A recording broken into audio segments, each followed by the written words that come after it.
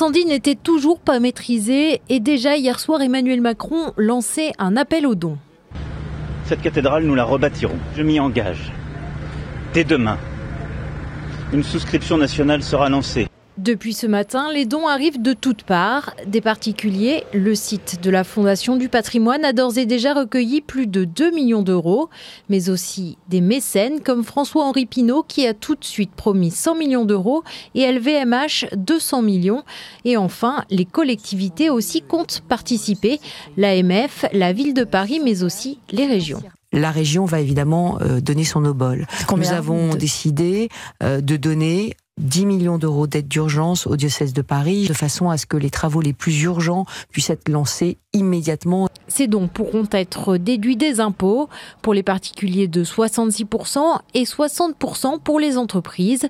En d'autres termes, si un particulier fait un don de 100 euros, il sera remboursé après impôt de 66 euros, une entreprise de 60 euros. L'ancien ministre de la Culture, Jean-Jacques Ayagon, suggère que l'on classe le monument trésor national. Dans ce cas, les donateurs bénéficieraient d'une réduction d'impôt de 90%, une hypothèse visiblement étudiée par le gouvernement. Alors ce dispositif de Trésor national est réservé aux œuvres qui risquent de sortir du territoire. Nous allons voir avec le gouvernement quel dispositif spécifique nous mettons en œuvre.